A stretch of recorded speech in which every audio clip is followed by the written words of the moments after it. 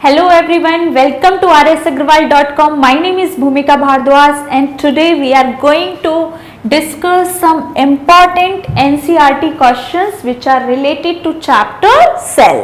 Okay students, ये आपका class 9th का चैप्टर है, चैप्टर नंबर 2 बायोलॉजी के अंदर सेल। इसके बारे में आज हम क्वेश्चंस को सॉल्व करने वाले हैं। तो ये बहुत ही प्यारा एक आपको जिप दिख रही है सेल की। हम देखेंगे कि सेल ये फंडामेंटल और स्ट्रक्चरल यूनिट क्यों कहा जाता है, क्या क्या इसके अंदर ऑर्गेनेल्स होंगी, फिर कितने तरीके के सेल होते हैं, वन बाय वन हम डिस्कस करेंगे अपने क्वेश्चन आंसर्स को। ओके, तो बढ़ जाते हैं। पहला क्वेश्चन है difference between prokaryotic cell and eukaryotic cell. तो सबसे पहले तो स्टूडेंट आपको ये चीज पता होनी चाहिए कि प्रोकैरियोटिक सेल जो है ये डिवीजन किस बेसिस पे हुआ है, क्योंकि सेल क्या होता है स्टूडेंट्स, यूनिसेलुलर भी होते हैं, मल्टी सेलुलर भी होते हैं। यूनिसेलुलर वो होते हैं जिससे एक ऑर्गेनिज्म केवल एक सिंगल सेल से बना होता है, उसको हम बोलते हैं यूनिसेलुलर ऑर्गेनिज्म। जब बहुत सारे सेल्स मिलके कोई ऑर्गेनिज्म बनाते हैं तो उसको हम बोलते हैं मल्टी सेलुलर ऑर्गेनिज्म। मगर ये क्या है, ये सेल तो है, ये कौन सा सेल है, प्रोकैरियोटिक सेल और यूकैरियोटिक सेल। तो ये जो वर्ड देख रहे हैं ना, कैरियन और कैरियोटिक,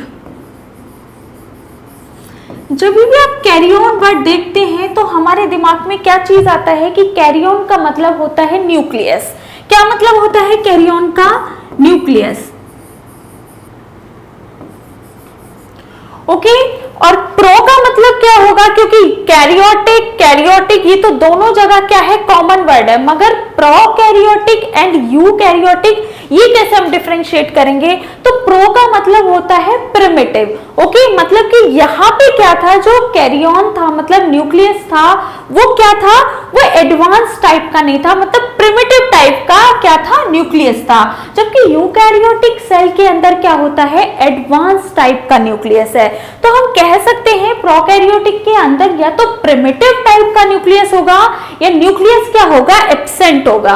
अब किस तरीके से हम ये चीज डिफाइन करेंगे कि प्रिमिटिव टाइप कैसे, तो स्टूडेंट इनके अंदर क्या होता है कि ऑर्गेनेल जो होती हैं, मेम्ब्रेन, बेसिकली किसी भी, अगर हम सपोज करो ये सेल बना रहे हैं, राइट, ये कुछ डॉट्स जो हैं हम इसको कंसिडर करते हैं सेल। अब सेल भी एनक्लोज हो रही है किसी एनवेलप के अंदर, तो हम इस चीज को मान लेंगे मेम्ब्रेन। ओके, तो अगर ये केस हो रहा है कि अगर कोई सेल या कोई सेल ऑर्गेनेल किसके अंदर एनक्लोज्ड है, मेम्ब्रेन के अंदर है, मेम्ब्रेन बाउंड है, तो उसको हम क्या बोलेंगे, एडवांस टाइप का बोलेंगे। तो प्रोकैरियोट के अंदर क्या होता है स्टूडेंट्स, न्यूक्लियस के अंदर कोई मेम्ब्रेन बाउंड नहीं होती है, न्यूक्लियस प्रिमिटिव टाइप का होगा या फिर न्यूक्लियस क्या होगा, एब्सेंट होगा। तो हम देख लेते हैं कि डिफरेंस क्या है। सबसे पहले तो ये डायग्राम है, ये प्रोकैरियोटिक सेल का डायग्राम होगा और ये यूकैरियोटिक सेल का डायग्राम होगा। प्रोकैरियोटिक के अंदर बहुत सारे मेम्ब्रेन बाउंड ऑर्गेनेल्स एब्सेंट होते हैं। हम देखते हैं कौन कौन से होंगे, जैसे माइटोकॉन्ड्रिया नहीं होगा, जबकि एडवांस्ड टाइप के अंदर मेम्ब्रेन बाउंड ऑर्गेनेल्स क्या होते हैं, प्रेजेंट होते हैं। आंसर देख लेते हैं इसका। साइज, सबसे पहले प्रोकैरियोटिक सेल है, मतलब कि वो जो सेल है वो क्या है, प्रिमिटिव टाइप का है, उसके अंदर अभी मॉडिफिकेशन नहीं आए हैं, तो उसका सेल का साइज क्या होगा स्टूडेंट्स, स्मॉल होगा as compare to eukaryotic cell. Eukaryotic cell का जो साइज होता है वो क्या होगा, लार्ज होगा। अब दूसरा हम देखते हैं कि nuclear region is poorly defined. Poorly defined का मतलब क्या होगा कि मैंने अभी जैसे एक डायग्राम बनाया था कि सेल्स जो थे वो किसके अंदर एनक्लोज थे, तो वो थी एक मेम्ब्रेन। तो क्या होता है स्टूडेंट्स की न्यूक्लियर रीजन पुअरली डिफाइंड होता है प्रोकैरियोटिक सेल में due to the absence of the nuclear membrane. किसके कारण, क्योंकि न्यूक्लियर मेम्ब्रेन उसके ऊपर प्रेजेंट नहीं होती है, तो क्या होता है उसका न्यूक्लियर रीजन का जो वो है अरेंजमेंट है वो क्या होगा, पुअरली डिफाइंड होगा। और जब न्यूक्लियर मेम्ब्रेन नहीं प्रेजेंट होती है, एब्सेंट होगी, तो उसको हम बोलेंगे न्यूक्लियोइड। ओके, इसको बहुत ज्यादा इंपॉर्टेंट है ये वर्ड। न्यूक्लियोइड कहाँ प्रेजेंट होता है स्टूडेंट, तो वो प्रोकैरियोटिक सेल का कैरेक्टरिस्टिक फीचर होगा। अब यूकैरियोट्स के अंदर क्या होता है, the nuclear region is well defined, advance type का है भाई, तो क्या चीजें होगी, न्यूक्लियर रीजन क्या होगा, वेल डिफाइंड होगा। इसका मतलब जो रीजन है न्यूक्लियर मेम्ब्रेन से क्या होगा, वो सराउंडेड होगा। ओके, मतलब उसके ऊपर एक एनवेलप या फिर कोटिंग प्रेजेंट होगी न्यूक्लियस के ऊपर, जिसको हम बोलते हैं nuclear membrane. Got the point.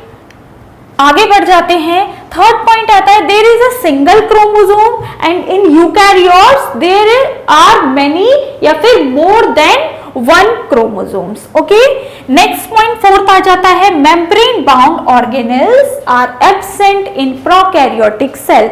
Membrane bound organelles कौन कौन सी होती हैं, जैसे माइटोकॉन्ड्रिया इसके अंदर एब्सेंट होगा, और क्या होता है, और बहुत सारे होते हैं, लाइसोसोम्स होता है, गोल्जी बॉडी होती है, ये क्या होते हैं, मेम्ब्रेन बाउंड सेल्स होते हैं, जो कि क्या होंगे, एब्सेंट हो जाएंगे किसके अंदर स्टूडेंट्स, प्रोकैरियोट्स के अंदर, जबकि मेम्ब्रेन बाउंड ऑर्गेनेल्स जैसे माइटोकॉन्ड्रिया, गोल्जी बॉडी, लाइसोसोम्स हो सकते हैं, ये क्या होते हैं, प्रेजेंट होते हैं यूकैरियोट्स के अंदर। ओके, अब आगे बढ़ जाते हैं, क्वेश्चन नंबर 2 पे आ जाते हैं, if the organization of a cell is destroyed due to the some physical and chemical influence, what will happen? तो क्या क्वेश्चन कह रहा है स्टूडेंट्स कि अगर किसी ऑर्गेनाइजेशन क्या होती है, सेल की डिस्ट्रॉय हो जाती है, तो उसका फिजिकल और केमिकल इन्फ्लुएंस क्या होगा। ओके, तो हम इसका आंसर देख लेते हैं कि क्या होगा, कि आप सभी को पता है कि सेल को स्ट्रक्चरल और फंडामेंटल या फिर फंक्शनल यूनिट कहा जाता है, किसकी स्टूडेंट, लाइफ की। तो आप एक बात बताओ कि अगर सेल का ऑर्गेनाइजेशन ही क्या हो जाता है, डिस्ट्रॉय हो जाता है, तो इन्फ्लुएंस तो बहुत बड़ा होगा, तो क्या इंपैक्ट होगा, उसके स्ट्रक्चर में भी प्रॉब्लम आएंगे और उसके फंक्शन में भी आएंगे। अब जैसे कि हमने पढ़ा था यूनिसेलुलर ऑर्गेनिज्म के बारे में, तो स्टूडेंट इसका मतलब अगर वो उसके अंदर केवल एक ही सेल है, मगर वो सेल क्या परफॉर्म करता है, सारी की सारी लाइफ की एक्टिविटीज को, सारी की सारी लाइफ की प्रोसेस को। मगर अगर मल्टी सेलुलर की बात करती हूं, तभी भी सेल ही रेस्पॉन्सिबल है बेसिक फंक्शंस को परफॉर्म करने के लिए। तो मतलब अगर सेल रेस्पॉन्सिबल है बेसिक फंक्शंस को परफॉर्म करने के लिए, स्ट्रक्चर के लिए, तो क्या होगा कि ये दोनों की दोनों चीजें क्या होंगी, अफेक्टेड हो जाएंगी अगर ऑर्गेनाइजेशन क्या होती है, उसकी डिस्टर्ब होती है या फिर डिस्ट्रॉय होती है। तो सारे के सारे जितने भी लाइफ प्रोसेसेस हैं, जैसे रेस्पिरेशन हो गया, न्यूट्रिशन हो गया, एक्सक्रीशन हो गया, रिप्रोडक्शन हो गया, ये सारी चीजें क्या हो जाएंगी स्टूडेंट्स, तो इन्फ्लुएंस हो जाएंगी, ये भी क्या होंगी, अफेक्टेड हो जाएंगी। और क्या होगा, तो ये वर्ड आपको दिख रहा होगा होम्योस्टैसिस।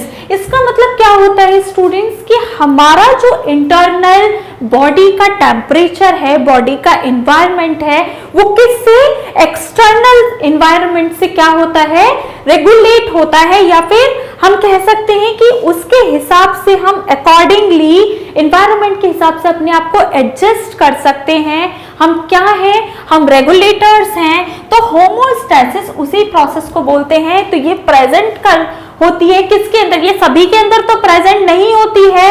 तो हमारे जैसे हम हैं, मैमल्स हैं, बर्ड्स हैं, ये इसके अंदर एग्जाम्पल आते हैं होम्योस्टैसिस के अंदर, कि हम क्या कर सकते हैं, हम सराउंडिंग्स के हिसाब से अपनी बॉडी के टेम्परेचर को एडजस्ट कर सकते हैं। मगर बाकी बहुत सारे फीचर्स ऐसे नहीं हैं कि सारे के सारे रेगुलेटर्स होते हैं, कुछ कन्फर्मेटर्स भी होते हैं। तो क्या होगा स्टूडेंट्स, सेल सारे बेसिक फंक्शंस करता है, तो इसके ऊपर भी होमोस्टैसिस को मेंटेन करने के लिए भी क्या है, सेल रेस्पॉन्सिबल होगा।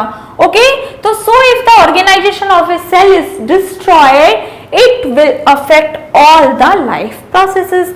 Got the point. चीजें बहुत आराम से क्रिस्टल क्लियर हो गई होंगी कि जब सेल को स्ट्रक्चर और फंक्शनल यूनिट, फंडामेंटल यूनिट कहा जा रहा है लाइफ का, तो अगर वही डिस्ट्रॉय होगी तो फंक्शंस तो डिस्ट्रॉय होने ही है। ठीक है स्टूडेंट्स, तो इसमें बिल्कुल भी कंफ्यूज नहीं होना है क्वेश्चन को देख के कि अगर सेल की ऑर्गेनाइजेशन अफेक्ट होती है तो सारे के सारे बेसिक फंक्शंस, सारे की सारी लाइफ प्रोसेस भी क्या हो जाएंगी, अफेक्टेड हो जाएंगी। ओके, आगे बढ़ जाते हैं। Question number 3, why are lysosomes are known as suicidal bags. तो लाइसोसोम्स को सुसाइड बैग्स क्यों कहा जाता है स्टूडेंट्स?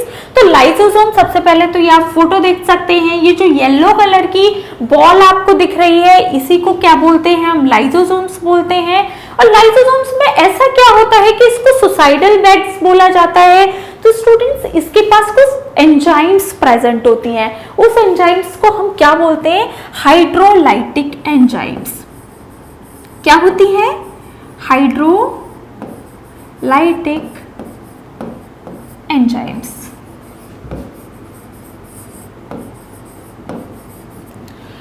ये एंजाइम्स का ऐसा क्या रोल है?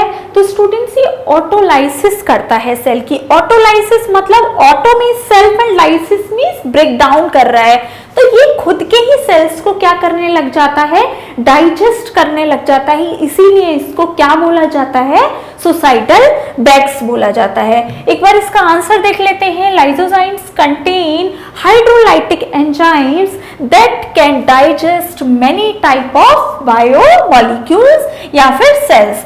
If the cell is damaged, the lysosomes undergo autolysis। अभी पढ़ा था हमने, because of the presence of the hydrolytic enzymes। किस लिए ऑटोलाइसिस होता है? Because of the presence of hydrolytic enzymes। So the released enzyme digest their cell। तो hydrolysis basically hydrolytic enzymes किसके लिए रेस्पॉन्सिबल होंगी? डाइजेशन ऑफ सेल के लिए।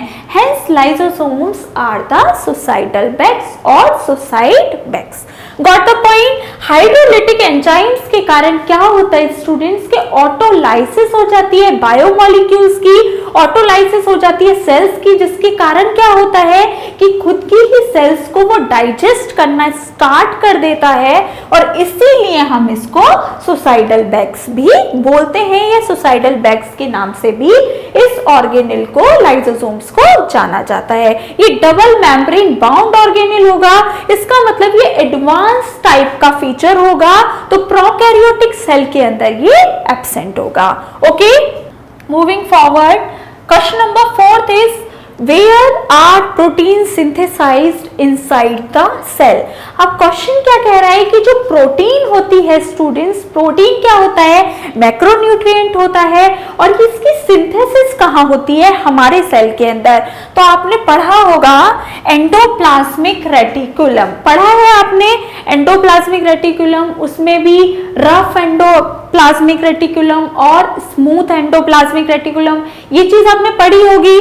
तो हम देख लेते हैं कि कहाँ पे प्रोटीन हमारा सिंथेसिस होगा, और फिर ईआर जो एंडोप्लाज्मिक रेटिकुलम में किस तरीके से दो पार्ट्सों में डिवाइड हो जाता है, और अगर डिवाइड हुआ है तो किसी कारण उसकी क्या होगी स्टूडेंट, फंक्शन भी दोनों अलग अलग परफॉर्म करेगा।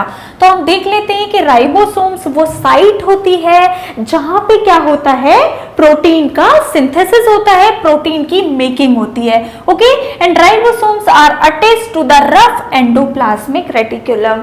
तो अगर क्वेश्चन आपका एक मार्क में ये आता है, वन लाइनर में आता है, या फिल इन द ब्लैंक्स में आता है, तो हम क्या लिखेंगे कि कौन सी वो साइट होगी जहां पे प्रोटीन का सिंथेसिस होगा, तो और answer will be ribosomes. Okay, तो राइबोसोम्स क्या होता है, वो साइट होगी जहां पे प्रोटीन की मेकिंग होगी। मगर अगर मैं बात करती हूँ कि ये राइबोसोम्स भी कहाँ अटैच होते हैं, तो एंडोप्लाज्मिक रेटिकुलम होता है। क्या होता है स्टूडेंट्स, एंडोप्लाज्मिक रेटिकुलम, और वो एंडोप्लाज्मिक रेटिकुलम दो पार्ट्सों में टूट जाता है। ईआर का मतलब होगा एंडोप्लाज्मिक रेटिकुलम, और ये किस में टूटेगा, तो RER मतलब कि rough endoplasmic reticulum, and the SER मतलब कि smooth endoplasmic reticulum. Rough endoplasmic reticulum, इसको रफ क्यों बोला जाता है स्टूडेंट्स, क्योंकि एंडोप्लाज्मिक रेटिकुलम की सरफेस क्या हो जाती है, रफ हो जाती है, किसके कारण, due to the presence of ribosomes.